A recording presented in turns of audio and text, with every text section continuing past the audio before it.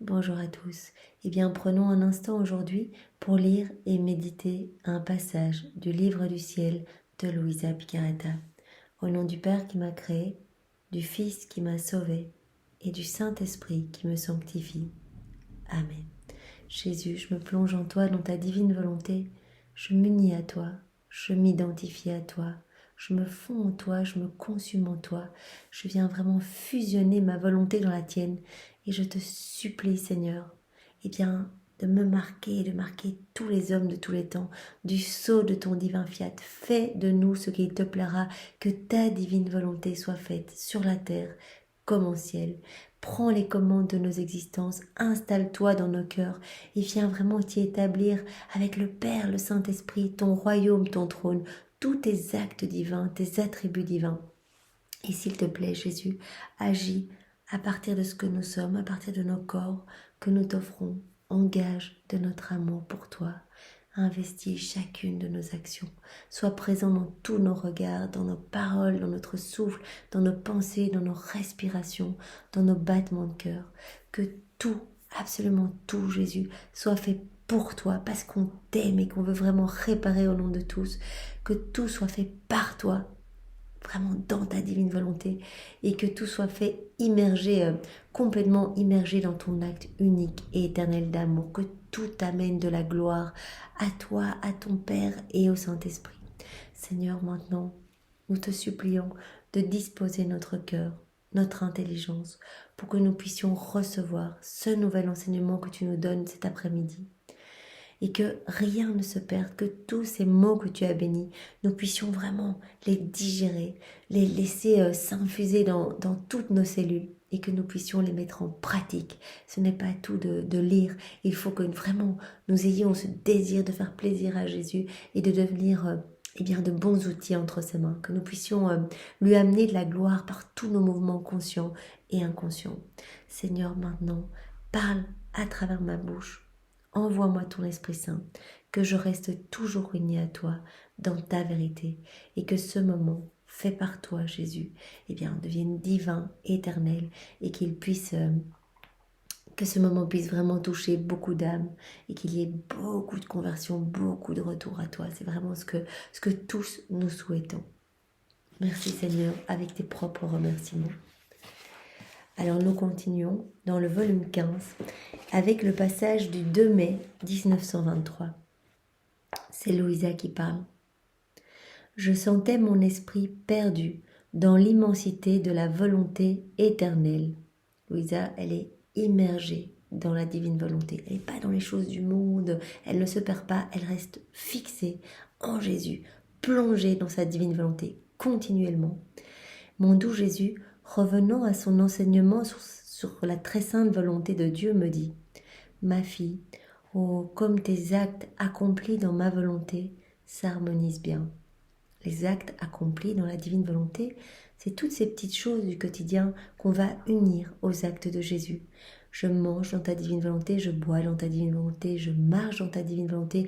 Louisa, elle priait dans la divine volonté de Jésus, elle toussait dans la divine volonté de Jésus, elle dormait dans la divine volonté, elle faisait tout en fait, c'est faire chacune de nos petites actions en union avec Jésus. Jésus le dit, c'est un martyr de l'attention, mais nos actes vont directement s'harmoniser avec les siens, s'unir avec les siens lors de son passage sur la terre.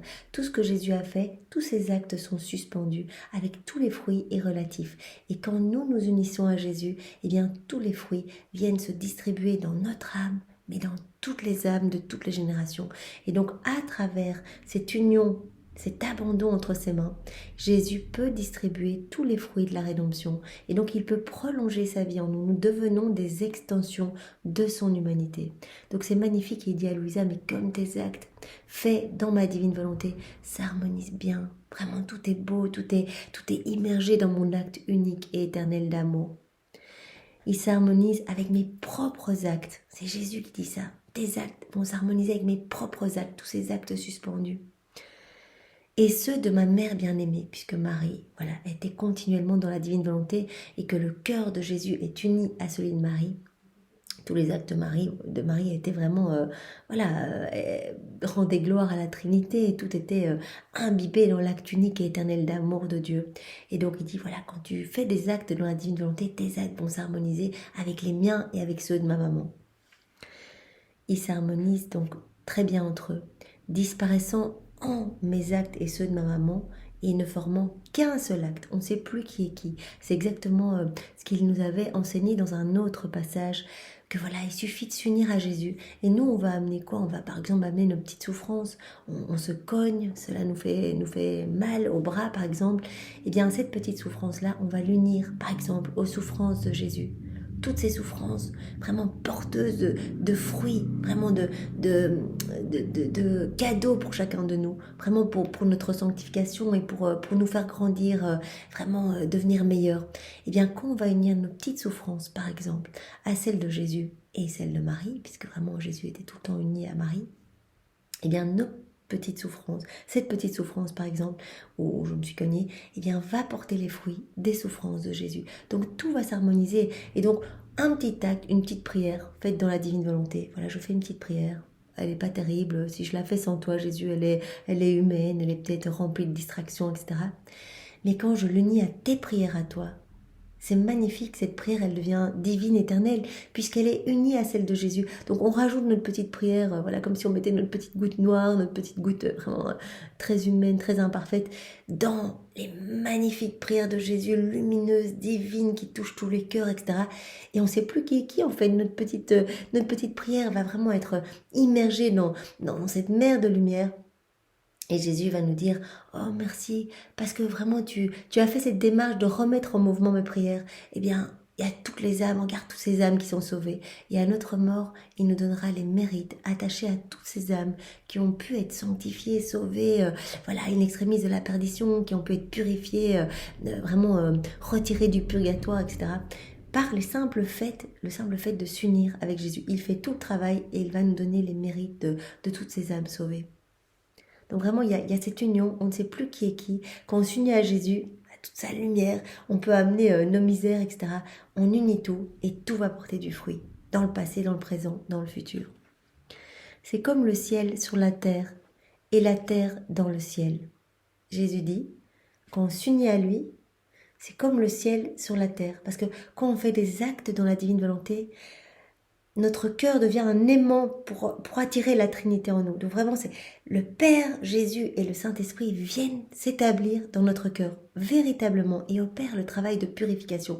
À chaque acte fait en union avec Jésus, eh bien vraiment, il y a plus de place pour la Trinité dans notre cœur. Donc vraiment, sur la terre, Jésus prolonge sa vie, et donc toute sa lumière, son amour, vraiment ses grâces et bénédictions, tout va pouvoir être vraiment distribué à tous les hommes, partout, vraiment à travers nos petits actes faits en union avec lui. Donc vraiment, on peut être chez nous, avoir l'impression qu'on ne fait rien du tout, mais il suffit de s'unir à Jésus pour que, au niveau, dans l'invisible, dans le spirituel, il y ait des choses incroyables qui se passent. C'est vraiment le ciel qui descend sur la terre.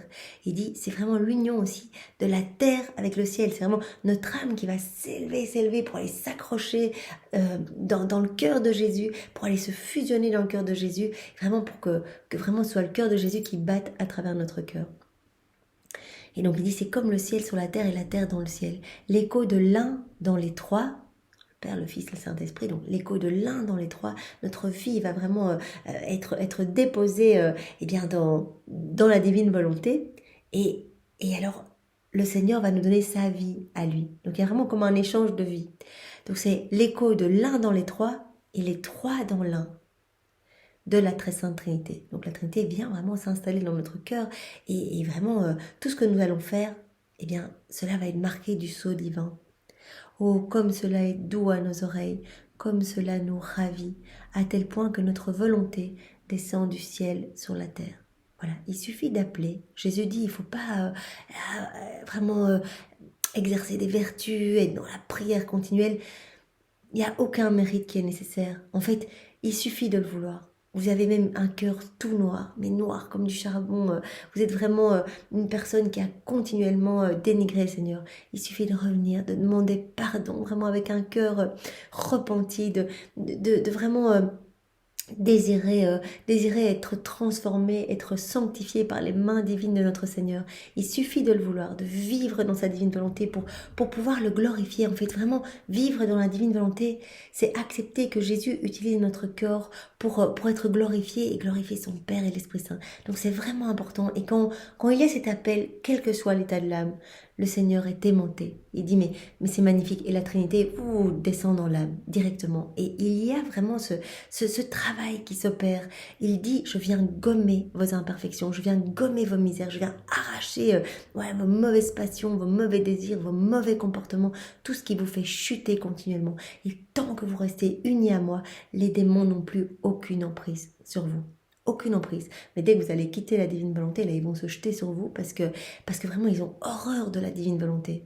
Ils ont horreur de toutes ces lumières qui émanent de votre personne à chaque fois que vous vous unissez à moi. À chaque fois, c'est un soleil, c'est une lumière divine. C'est incroyable, vous imaginez pas, là maintenant, vous écoutez dans la divine volonté, et bien autour de vous, il y a une lumière, mais plus grande que le soleil. Le Seigneur dit, mais c'est incroyable, cette lumière vient purifier tous les cœurs autour de vous, dans le passé, dans le futur, etc. Toutes les grâces attribuées dans le passé, les grâces qui seront attribuées dans le futur, les miracles, les charismes, tout provient vraiment des actes faits par les âmes dans la divine volonté, en union avec Jésus. Donc c'est vraiment magnifique.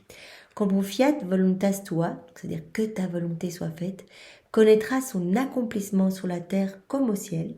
Donc au ciel, c'est la divine volonté. Vraiment, tout le monde est dans la volonté divine.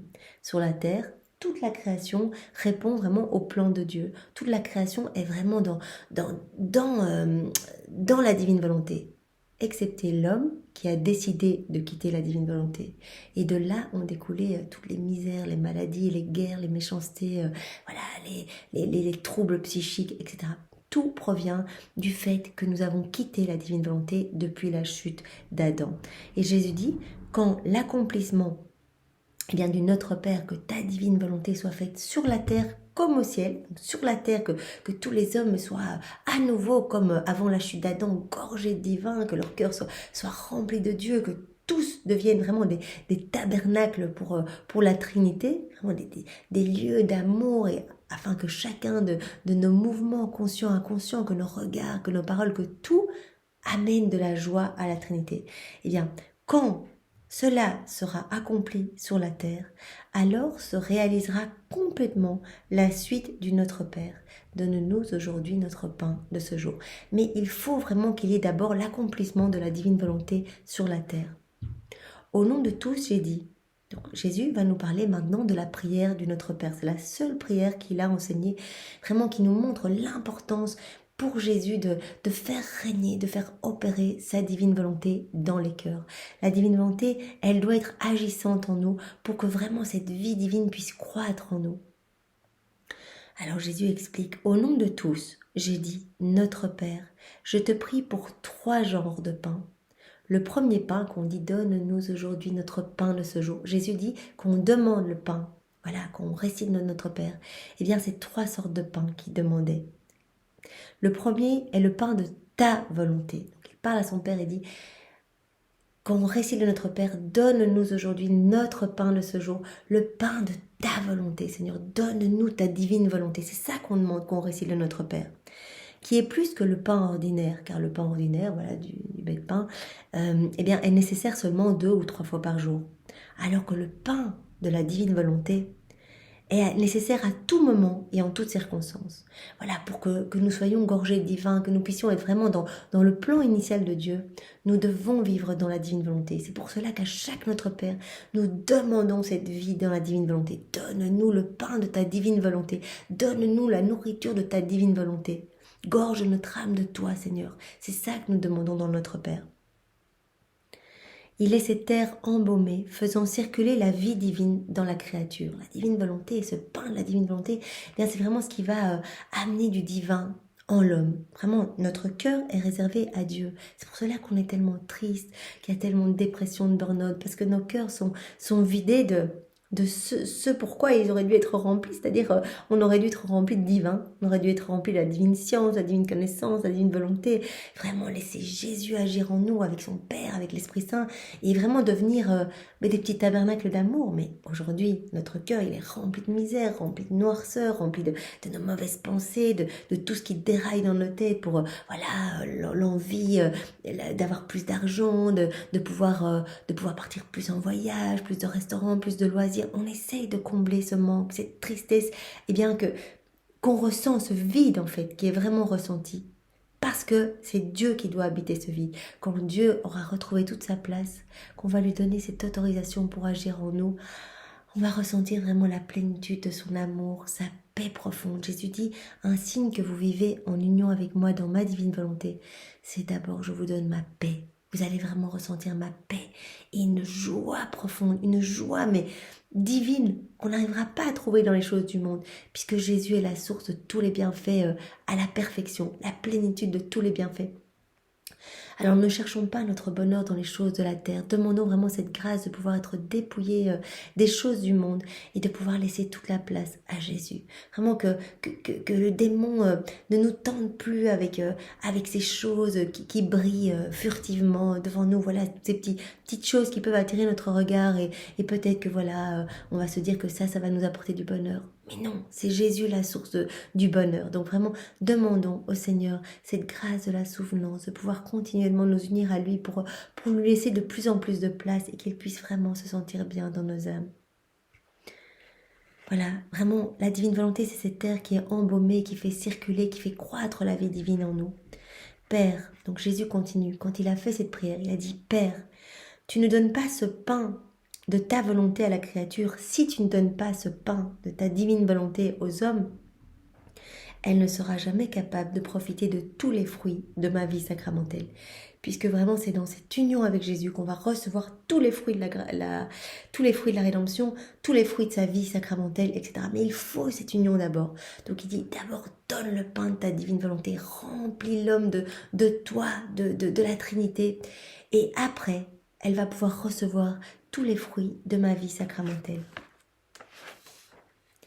Donc la vie sacramentelle, c'est ce que Jésus a demandé, voilà, donne-nous aujourd'hui le pain de ce jour. Donc il a dit, il y a 3 significations. Quand j'ai demandé le pain, c'est le pain de la divine volonté.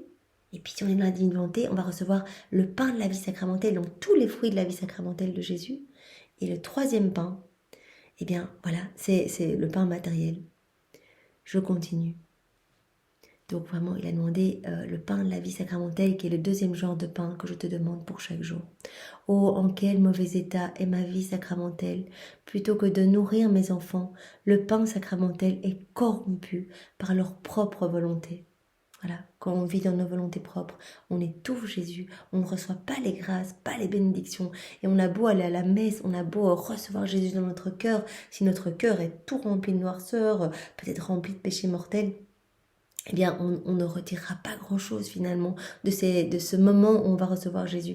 Si vraiment on n'est pas en union avec Jésus, qu'on ne le reçoit pas le cœur tout brûlant d'amour, de son amour à lui, pour vraiment l'accueillir, mais il dit, voilà, les fruits de ma vie sacramentelle sont un petit peu bafoués, ils restent là, personne ne les veut. Jésus veut les donner à chacun, mais parce qu'on est vraiment imbibé dans nos volontés propres, malheureusement, on ne reçoit pas grand-chose. Parce que vraiment, on ne veut pas de Dieu dans nos vies.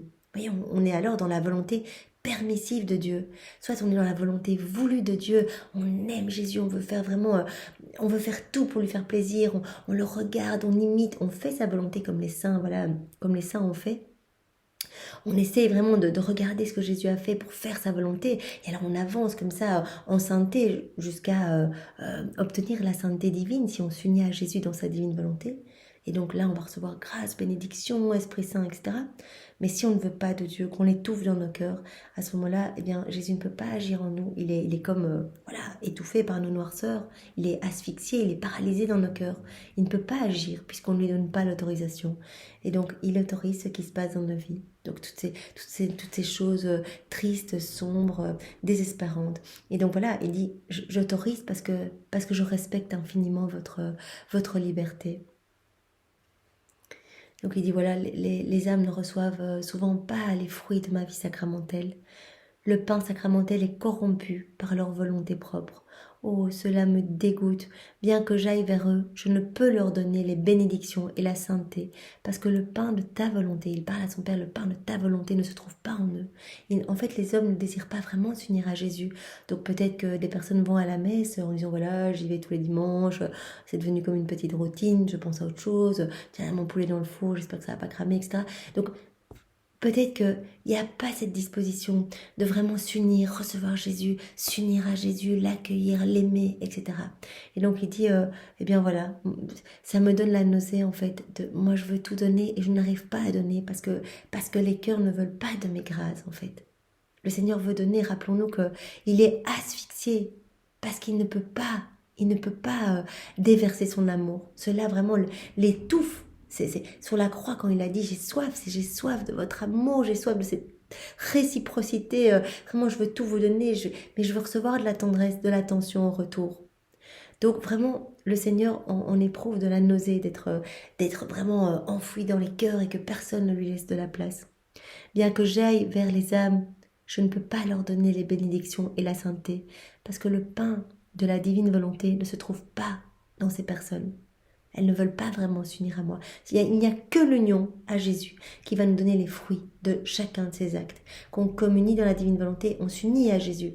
On va recevoir directement les fruits de sa communion à lui lors de la dernière scène. On unit notre communion à la sienne lors de la dernière scène. Et directement, qu'est-ce que Jésus faisait? Mais il refaisait nos vies, il nous sanctifiait, il abreuvait nos âmes, il sauvait des âmes, etc. Et donc directement, ces fruits sont distribués dans tous les cœurs, pour autant que les cœurs soient ouverts. C'est toujours le même principe, si le cœur est fermé, voilà, il ne veut pas les grâces, Jésus ne peut pas forcer. Si je leur donne quelque chose, ce n'est qu'une petite portion. Donc voilà, ils vont peut-être recevoir un petit peu, voilà, un petit peu en fonction de leur ouverture de cœur. Mais pas tout ce que Jésus veut donner. Jésus, il veut nous remplir, mais à ras-bord, pour qu'on soit heureux, qu'on y soit immergé de ces attributs divins qu'il veut nous donner. Il veut nous ramener à cette place de propriétaire du royaume. Et là, il dit, mais je suis triste en fait. Tout ce que je veux donner, en fait, voilà, tout reste en suspens. Personne vient s'unir à moi. Personne ne veut recevoir les fruits de ma vie sacramentelle, les fruits de ma rédemption. Personne ne les prend parce que personne ne s'unit à moi. Personne ne m'inclut dans sa vie. Et donc, je vais donner en fonction, voilà, c'est une petite ouverture de cœur. Peut-être qu'ils vont recevoir un petit peu selon leur disposition. Non pas toutes les grâces qui sont à moi. Pour leur accorder tous ces bienfaits, ma vie sacramentelle attend patiemment qu'ils se nourrissent d'abord du pain de ta volonté suprême. Donc vraiment, il faut dans la divine volonté s'unir à Jésus pour pouvoir tout recevoir. Voilà. Le sacrement de l'Eucharistie et tous les autres sacrements que j'ai donnés à mon Église porteront tous leurs fruits et seront amenés à maturité seulement quand ta volonté, donc il parle à son Père, quand ta volonté sera réalisée sur la terre comme au ciel. Donc tous les fruits, le plein accomplissement, la pleine maturité de tous les sacrements, eh bien voilà, seront magnifiques quand tous les hommes eh bien, seront remplis de Dieu, vivront dans la divine volonté, quand le règne de la divine volonté aura lieu sur la terre, quand le royaume sera établi sur la terre, et que donc il dit quand ta volonté sera réalisée sur la terre comme au ciel. Après cela, j'ai demandé le troisième pain, le pain matériel. Donc Jésus dit, après avoir demandé voilà, le pain de la divine volonté, le pain eucharistique, donc la vie sacramentelle, et bien j'ai demandé le pain matériel. Comment aurais-je pu dire de manière restrictive, donne-nous notre pain matériel de ce jour? Jésus, dans sa prière, il n'a pas demandé juste du pain matériel. Il se rendait bien compte que l'homme, depuis qu'il a quitté la divine volonté, n'est que misère. La Trinité voit l'homme vraiment en train de gratouiller dans le sol, en train d'être vraiment recouvert de noirceur, de ténèbres, etc. Et donc la divine volonté est errante depuis 6000 ans pour revenir, s'établir dans nos âmes et opérer à partir de nos humanités. Donc Jésus n'aurait pas pu juste demander, enseigner une prière où on aurait demandé juste du pain matériel. Ça aurait été trop restrictif. Donne-nous notre pain matériel de ce jour, non. Puisque l'homme qui aurait dû faire notre volonté prit pour lui ce qui est à nous. Le Père n'aurait pas voulu donner le pain de sa volonté, le pain de ma vie sacramentelle et le pain matériel à des fils illégitimes, à des hommes mauvais et usurpateurs, mais seulement à des fils légitimes, à des hommes bons, s'attachant aux bienfaits du Père. Donc, ce que Jésus nous dit ici, c'est que depuis qu'on a quitté la divine volonté, eh bien en fait on le vole un petit peu, on utilise toute la création qui est remplie de son amour, on prend tout, mais comme si ça nous était dû, on ne remercie pas, on n'est pas du tout dans cette réciprocité d'amour. Au départ, Adam, il recevait, il était rempli de l'amour de Dieu, il prenait tout autour de lui, c'était vraiment le petit chef-d'œuvre de la création, il prenait tout, il rendait, il y avait vraiment ce merveilleux flux et reflux d'amour qui réjouissait la Trinité vraiment. Et donc Jésus dit, regardez aujourd'hui les hommes, en fait, ils ne me rendent rien, ils ne veulent pas de moi dans leur vie, mais ils prennent tout ce que j'ai donné, toutes les merveilles de la création, ils prennent tout, en fait, parce que tout est grâce, le simple fait d'être en vie, notre respiration, nos regards, notre manière de penser, tout est cadeau. Et il dit aujourd'hui, l'homme, voilà, m'a chassé, de partout, des écoles, des tribunaux, des communautés, de partout. Et donc, il est comme un voleur, il est comme un usurpateur de tout ce que j'ai laissé pour en fait être en union avec lui. C'est ça le but ultime de Dieu, c'est vraiment pouvoir se réjouir, partager son amour avec nous, être bien en nous, etc.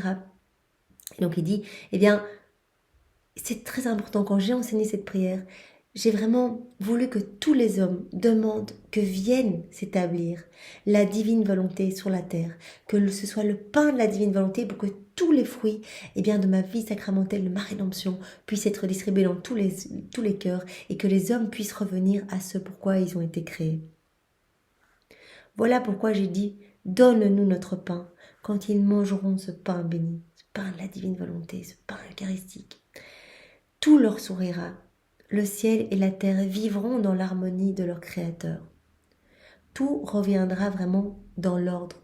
Pour le moment, nous avons fait échouer le plan de Dieu. Le plan de Dieu, voilà, c'était que tout soit beau, que tout rende gloire, que toute la création, nous reconnaisse, nous, humains, comme des chefs-d'œuvre. Vraiment, normalement, les animaux, ils n'auraient pas dû avoir peur de nous. Adam, personne n'avait peur de lui, les lions ne l'attaquaient pas ni rien. Nous aujourd'hui, c'est parce que la création ne nous reconnaît plus, puisqu'on n'est plus rempli de Dieu. Et donc tout est un petit peu en disharmonie. Et le Seigneur nous appelle à retourner à cette harmonie. Voilà, l'harmonie du Créateur, comme il le dit ici. Après, j'ai ajouté, donc le Seigneur continue. Donc il est en train de commenter la prière du Notre Père, vraiment prière très importante. Et quand nous la récitons, nous pouvons le faire de tout notre cœur en pensant vraiment, quand nous demandons que ton règne vienne, que ta divine volonté soit faite sur la terre comme au ciel. Donne-nous aujourd'hui notre pain. Maintenant, on comprend bien ce que c'est le pain. Notre pain de ce jour. Pardonne-nous nos offenses. Voilà, il continue en disant, voilà, j'ai ajouté, pardonne-nous nos offenses, comme nous pardonnons à ceux qui nous ont offensés.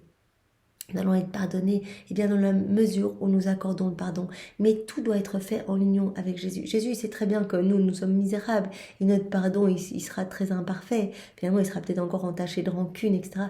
Mais alors, pardonnons dans la divine volonté. C'est-à-dire que nous pouvons pardonner avec le pardon même de Jésus. Dans la divine volonté, nous pouvons reprendre tout ce que Jésus a fait. Nous pouvons retourner, au pied de la croix et prendre le pardon de Marie.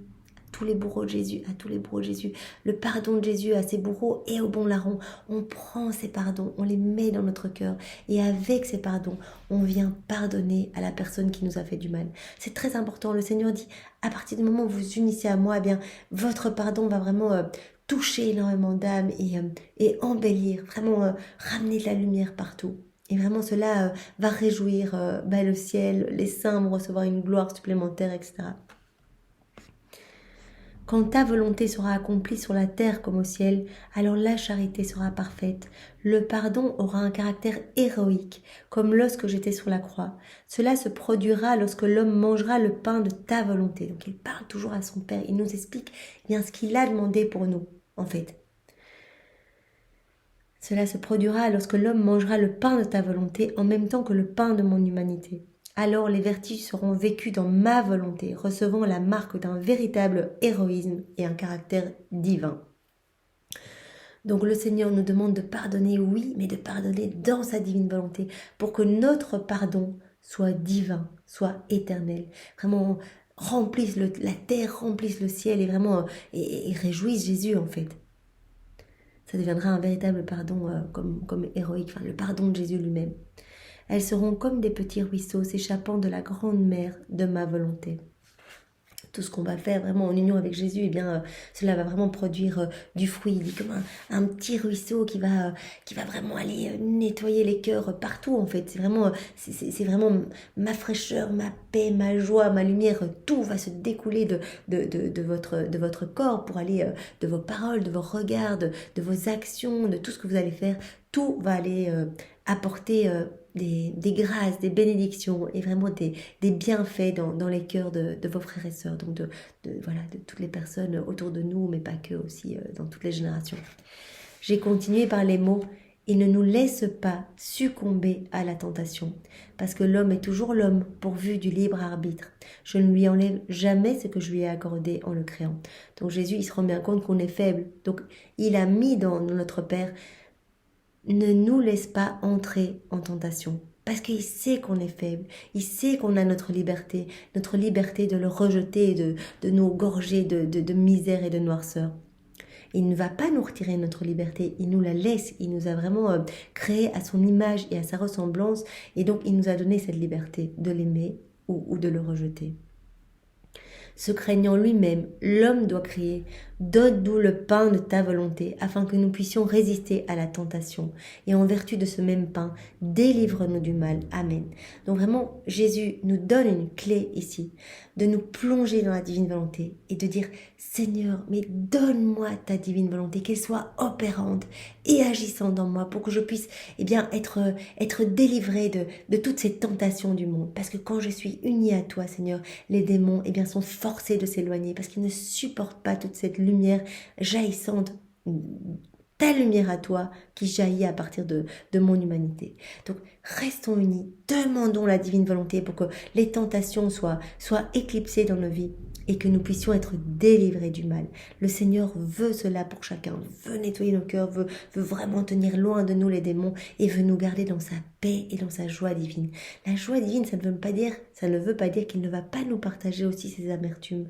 Nous pouvons le voir, voilà, Louisa, elle a beaucoup souffert, même si elle était continuellement dans des mers de grâce, de sainteté, de joie profonde. Elle aimait tellement être en présence de Jésus, etc. Elle connaissait vraiment les joies divines. Mais Jésus lui partageait aussi ses souffrances, ses amertumes, cette passion vraiment de l'amour qu'il ressent continuellement. Il a dit cette passion-là, elle est éternelle. Donc vraiment, toutes mes souffrances de voir mon amour bafoué, rejeté, je te le partage aussi, Louisa, parce que je t'aime. Vous comprenez? C'est vraiment, c'est ce qu'il a dit à Louisa. Je te partage parce que je te donne ma ressemblance, mon amour est croix, mon amour est souffrance. Je te partage cela aussi, parce que je t'aime. Observe comment on trouve ici un lien avec le faisons l'homme à notre image et à notre ressemblance de la Genèse. Comment est validé chaque acte posé par l'homme, comment lui sont restitués ses privilèges perdus, comment lui est redonné l'assurance qu'il va récupérer son bonheur terrestre et son bonheur céleste perdu. Donc vraiment, le Seigneur veut nous redonner ce bonheur perdu, ce bonheur terrestre, le bonheur dans lequel se trouvait Adam. Il veut nous donner ce bonheur céleste perdu. Il veut vraiment nous réhabiliter, nous reconnecter à la divine volonté. Et lors de son passage sur la terre, tout cela, tous ces actes, toutes ces paroles, toutes ces pensées, tous les pas de Jésus, tout a été préparation pour arriver aujourd'hui à vraiment nous donner ces enseignements pour que le royaume de la divine volonté arrive ici-bas, sur la terre, comme il est dans le ciel. Donc, tout n'a été qu'attendre. La Trinité attend que la divine volonté puisse à nouveau vraiment être dans tous les cœurs et agir en fait. Voici pourquoi le que ta volonté soit faite sur la terre comme au ciel est ma première préoccupation et pourquoi je n'ai jamais enseigné une autre prière que le Notre Père. C'est la seule prière que Jésus a enseignée, tellement c'est important pour lui. Tout a été orienté pour que l'homme revienne à cette place vraiment d'enfants de Dieu, d'enfants de lumière, que l'homme eh bien, se remplisse à nouveau comme au moment où Adam était rempli de divin, eh bien que l'homme soit à nouveau rempli de divin. Le Seigneur, il veut notre bonheur. Donc, il veut vraiment que nous devenions heureux, en fait, que nous fassions tout en union avec lui. Donc, c'est la seule prière qu'il a enseignée. Tellement que ta volonté soit faite sur la terre comme au ciel est sa première préoccupation. L'Église, fidèle exécutrice et dépositaire de mes enseignements, a toujours gardé cette prière sur ses lèvres, en toutes circonstances. Donc le nombre de fois où on a récité le Notre Père sans comprendre ce qu'on demandait. Maintenant, tout commence à prendre son sens. Tout savant, ignorant, petit, grand, prêtre, laïc, roi, sujet, en fait, tous demandent que la divine volonté soit faite sur la terre comme au ciel. À chaque Notre Père, eh bien, que quelqu'un fait, c'est une demande vers le ciel, que le royaume de la divine volonté descende sur la terre. Et c'est magnifique, on s'en rendait pas compte, toutes ces années où voilà, on faisait de Notre Père un petit peu sans se rendre compte que c'était vraiment une supplication vers la Trinité pour que l'homme revienne à ce pourquoi il a été créé. Ne veux-tu pas que ma volonté descende sur cette terre ? La rédemption a connu son commencement par une vierge, et je ne me suis pas incarnée individuellement dans chaque être humain pour le racheter, même si quiconque le désire peut bénéficier des avantages de la rédemption et me recevoir pour lui seul dans mon sacrement d'amour. Oui, on peut recevoir Jésus vraiment en nous unissant à lui. Il vient vraiment, il est dans notre cœur, il vient s'incarner dans notre cœur. C'est pourquoi on pourrait eh bien, unir notre oui, notre fiat, notre que ta volonté soit faite à celui de la Vierge Marie. Voilà, au moment où il a dit oui à l'ange Gabriel, eh bien son fiat s'est uni au fiat de Dieu, au fiat de la Trinité. Et Jésus a pu s'incarner eh bien, dans son sein. Son sein eh bien, complètement travaillé depuis voilà, au moment de sa conception dans le ventre de Sainte Anne. Et bien Marie a déjà été conçue dans la mer de puissance du Père, de sagesse du Fils et de l'amour de l'Esprit Saint. Donc Marie, voilà, elle a cette immaculée conception voilà, façonnée par la divine volonté. Vraiment, elle a tout reçu pour être continuellement dans la divine volonté. Mais quand elle a donné son oui, ça a été vraiment un cadeau en fait. Même si elle vivait continuellement dans la divine volonté, elle a le seul acte qu'elle a fait dans sa volonté propre, eh bien c'était pour offrir ce oui.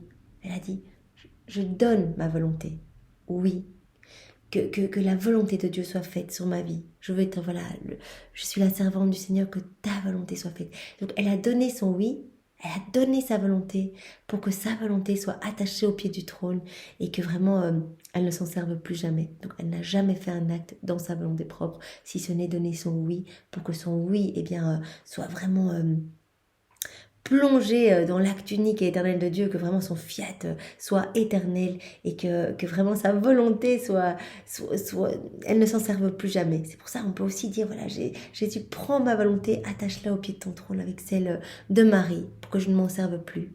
Garde-moi unie à toi, que je ne retombe plus dans ma volonté propre. Je me rends bien compte que dans ma volonté propre, je ne suis que misère, je chute continuellement, voilà, je tombe dans les tentations, dans les embûches des démons. Donc, garde-moi unie à toi, Seigneur. Vraiment, c'est ma requête et ce sera ma requête, mais jusqu'à ma mort. Garde-moi unie à toi et donne-moi cette grâce de pouvoir grandir en sainteté, de pouvoir chaque jour désirer davantage cette union avec toi. Voilà. Donc même si quiconque le désire peut bénéficier des avantages de la rédemption et me recevoir pour lui seul dans mon sacrement d'amour. Également, le règne de la divine volonté dans les cœurs doit connaître son début et sa croissance pour une vierge. Celui qui est bien disposé pourra bénéficier des biens qui sont offerts à ceux qui vivent dans ma volonté. Il suffit d'être bien disposé, ça veut dire Jésus, je m'unis à toi. Le Seigneur ne va pas regarder la forme avec laquelle on va demander ça. Pas se dire oui mais sa prière là elle est un peu bancale. Non, je lui donne pas ma divine volonté. Il va regarder notre intention, la pureté de notre intention. Jésus, je veux te faire plaisir. Jésus, regarde comme je suis misère sans toi, comme je suis faible, comme je suis petite, comme je suis néant. J'ai besoin de toi, Seigneur. Viens tout faire en moi. Je te donne le lead de mon existence, le lead de mes paroles, de mes regards. Viens tout investir de ta présence, Seigneur. Il va regarder cette intention pour faire de nous, des autres lui-même sur la terre.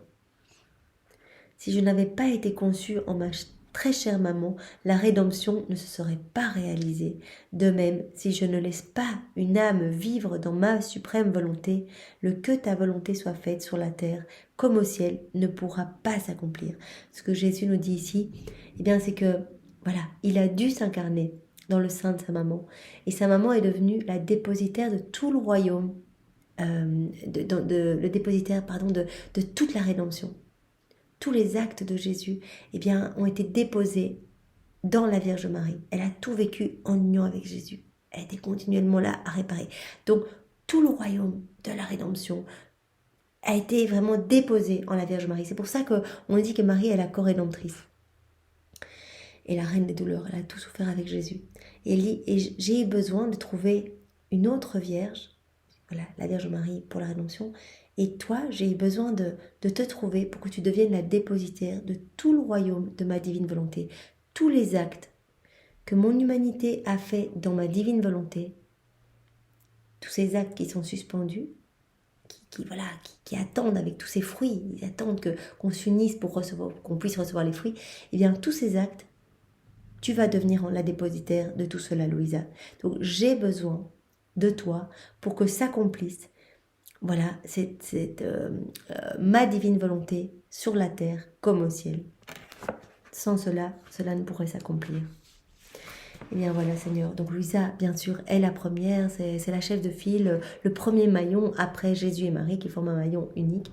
Et nous sommes tous appelés à venir nous greffer à Louisa, à faire des actes dans la divine volonté pour vraiment appeler à chaque acte que l'on fait en union avec Jésus.